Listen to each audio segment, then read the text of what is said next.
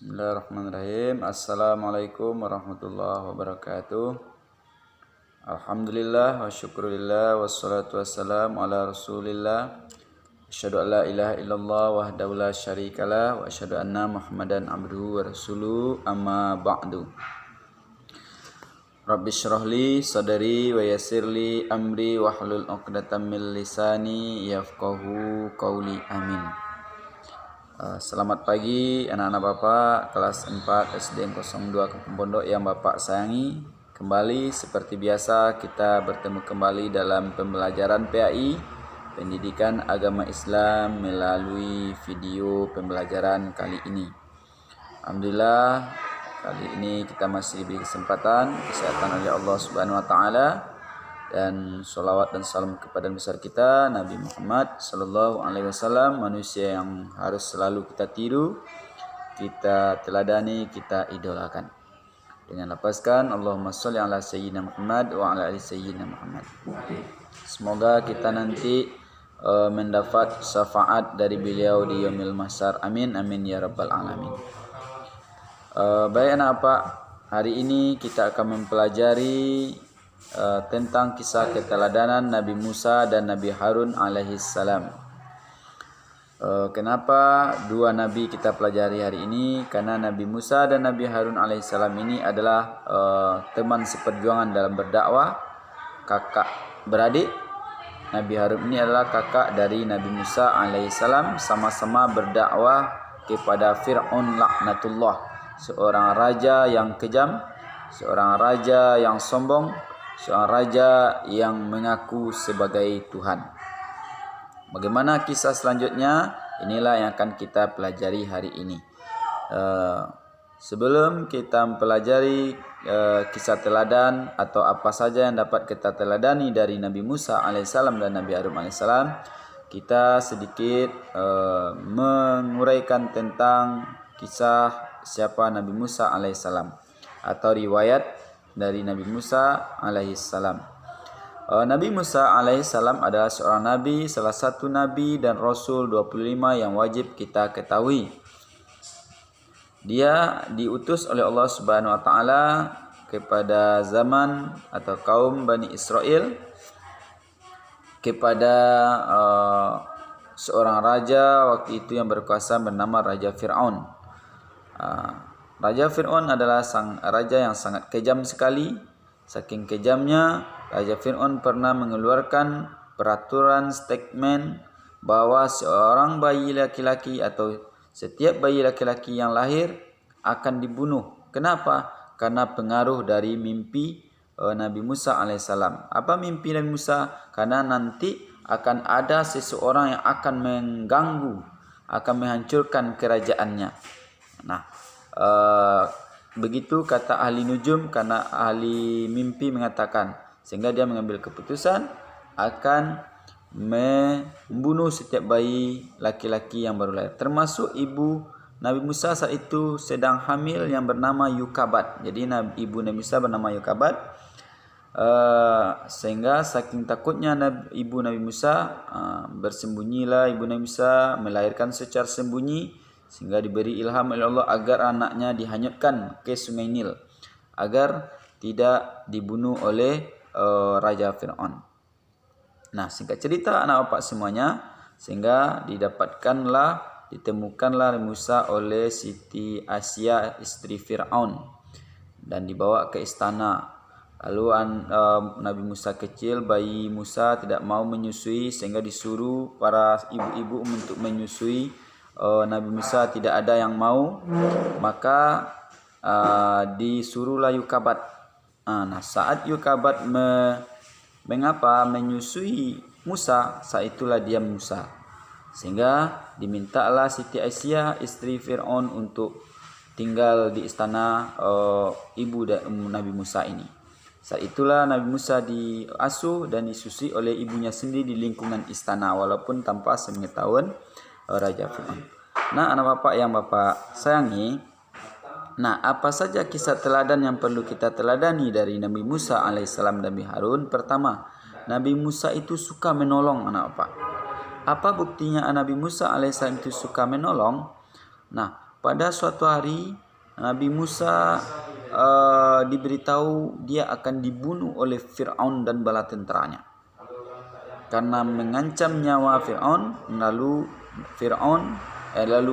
karena Fir'aun mengancam Musa alaihissalam, maka diputuskanlah Nabi Musa untuk lari, menyelamatkan diri. Singkat cerita, pergilah Nabi Musa alaihissalam menyelamatkan diri, sehingga pada suatu tempat bernama Madyan dia melihat sekumpulan orang memberi minum binatang ternak. Termasuk di sana ada 2 orang gadis. Tapi 2 orang gadis ini tidak bisa untuk memberi minum ternaknya. Kenapa? Karena begitu berdesaknya orang, semua laki-laki. Maka ditanyalah oleh Nabi Musa, kenapa kamu tidak ikut bersama mereka? Bagaimana kami akan ikut? Kami seorang wanita, 2 orang wanita. Mereka laki-laki, kami tentu tidak bisa. Sedangkan bapak kami sudah tua, tidak bisa untuk mengambil air. Saat itu Nabi Musa memutuskan untuk menolong gadis tersebut. Singkat cerita, ditolonglah oleh Nabi Musa, sehingga kembali 2 orang gadis tadi ke rumahnya, yang mana 2 orang gadis ini rupanya adalah putri dari Nabi Syu'aib alaihissalam. Jadi 2 gadis tersebut adalah putri Syu'aib alaihissalam. Dilaporkanlah oleh gadis itu, karena katanya dia ditolong seorang lelaki, diceritakan apa yang terjadi. Maka disuruhlah 2 orang gadis itu oleh Nabi Syu'aib untuk membawa pulang. Lalu dijamu, diucapkan terima kasih, dan anak gadis Nabi Syu'aib alaihissalam meminta untuk mempekerjakan Nabi Musa alaihissalam. Nah, dipekerjakanlah Nabi Musa bersama keluarga Syu'aib alaihissalam, dan akhirnya salah satu dari putri Syu'aib menjadi istri Nabi Musa alaihissalam. Berkat apa? Karena Nabi Musa alaihissalam pernah menolong 2 gadis atau putri Nabi Syu'aib alaihissalam. Anak bapak yang bapak sayangi, itu satu bukti bahwa Nabi Musa alaihissalam itu jiwanya penolong, orangnya suka menolong. Nah, perjuangan Nabi Musa alaihissalam menghadap Fir'aun bagaimana? Bagaimana sikap-sikap Fir'aun berjuang berdakwah kepada Fir'aun? Fir'aun seorang yang pemberani, walaupun dia kurang lancar berbicara. Makanya Nabi Musa meminta saudaranya diangkat untuk jadi nabi, untuk menemaninya berdakwah. Karena Harun kakaknya itu berbicaranya agak lancar.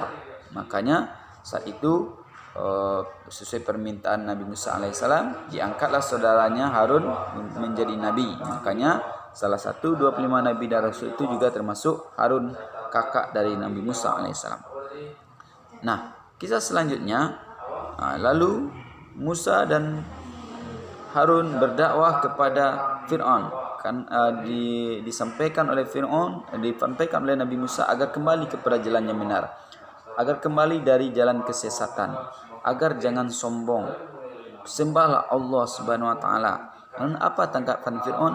Fir'aun sungguh sangat marah kepada Nabi Musa, marah kepada Nabi Harun alaihissalam. Sehingga Allah memberi mukjizat kepada Nabi Musa, yaitu tongkatnya bisa jadi ular, tongkatnya bisa mengeluarkan cahaya, bisa melindungi Nabi Musa alaihissalam. Itu mukjizat Nabi Musa alaihissalam. Nah, saat Nabi Musa dan Harun berdakwah kepada Fir'aun, maka dituduhlah Musa alaihissalam ini sebagai tukang sihir. Jadi dituduhlah Musa alaihissalam sebagai tukang sihir.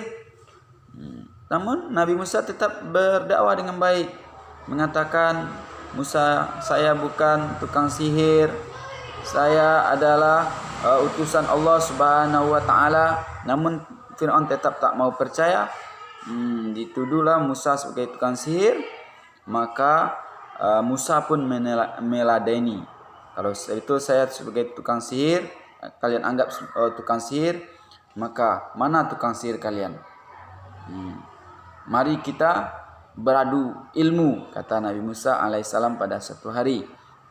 Nah, dibuatlah pertemuan, diadulah antara tukang sihir Fir'aun dan Nabi Musa alaihissalam.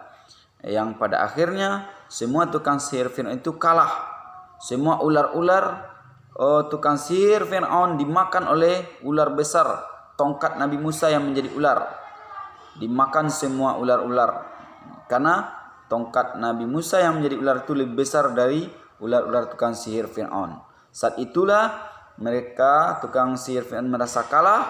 Saat itu para tukang sihir beriman kepada Nabi Musa, termasuk istri Fir'aun yang bernama Siti Aisyah yang merawat Nabi alaihissalam atau sebagai ibu tiri Nabi Musa alaihissalam. Nah, melihat kejadian itu Nabi Musa tambah marah.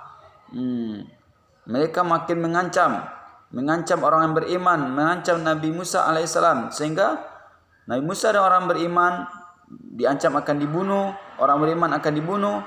Melihat kejadian itu Nabi Musa dan beserta orang beriman lainnya lari, memakan diri, diperintahkan Allah lari menuju Laut Merah. Saat tiba di Laut Merah, saat itulah diwahyukan oleh Allah agar Nabi Musa mengeluarkan tongkatnya untuk membelah laut. Maka inilah salah satu mukjizat Nabi Musa, yaitu bisa membelah lautan.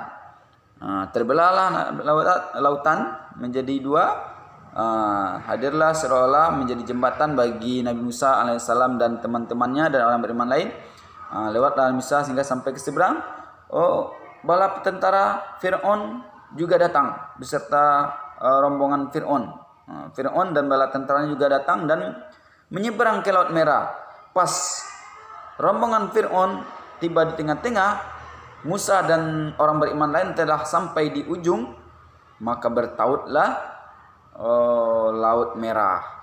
Maka tenggelamlah Fir'aun beserta bala tentaranya, hancurlah Fir'aun dan bala tentaranya, selamatlah Nabi Musa alaihissalam beserta orang-orang yang beriman bersama Nabi Musa alaihissalam. Nah, anak apa, itulah sekelumit kisah teladan yang perlu kita teladani dari Nabi Musa alaihissalam dan juga kakak kandungnya sebagai temannya dalam berdakwah, yaitu bernama Harun alaihi salam. Nah, apa, itulah video pembelajaran kita hari ini. Sebagai kesimpulan, apa saja yang perlu kita teladani dari Nabi Musa alaihissalam? Pertama, sifatnya yang suka menolong. Kita juga harus menjadi manusia penolong dan berdakwah menegakkan kebenaran walaupun kepada raja sekalipun, kepada raja yang kejam sekalipun, seperti yang dilakukan Musa kepada Fir'aun. Begitu juga dengan kita, walaupun ada orang yang lebih baik, lebih berani, lebih bagak, lebih tinggi pangkatnya kita, yang kalau dia salah harus kita ingatkan, harus kita berdakwah kepadanya, kita peringatkan dengan cara yang lebih baik. Dan selanjutnya, jangan pernah pantang menyerah untuk kebaikan. Jangan pernah menyerah berbuat baik. Jangan pernah menyerah dalam belajar. Jangan pernah menyerah berdakwah menegakkan kebenaran. Jadi milikilah sifat pantang menyerah seperti yang dimiliki oleh Nabi Musa alaihissalam dan Nabi Harun alaihissalam. Dan terakhir, berani menegakkan yang benar. Nabi Musa enggak gentar menghadap Fir'aun beserta rombongannya. Dihadapilah oleh Nabi Musa alaihissalam beserta Harun alaihissalam dengan berani tanpa takut. Kalau Nabi Musa dan Nabi Harun alaihissalam memiliki rasa takut, pasti tidak akan berhasil dakwah Nabi Musa alaihissalam. Nah, itulah anak bapak di pembelajaran kita hari ini. Semoga dapat anak-anak pahami. Silakan diskusikan bersama teman-teman, bersama keluarga di rumah. Kalau ada yang ragu, silakan kirimkan pertanyaan. Demikian saja, semoga bermanfaat. Bapak akhiri dengan doa, subhanakallahumma wa bihamdika asyhadu an la ilaha illa anta astaghfiruka wa atubu ilaik, walhamdulillahi rabbil alamin. Assalamualaikum warahmatullahi wabarakatuh.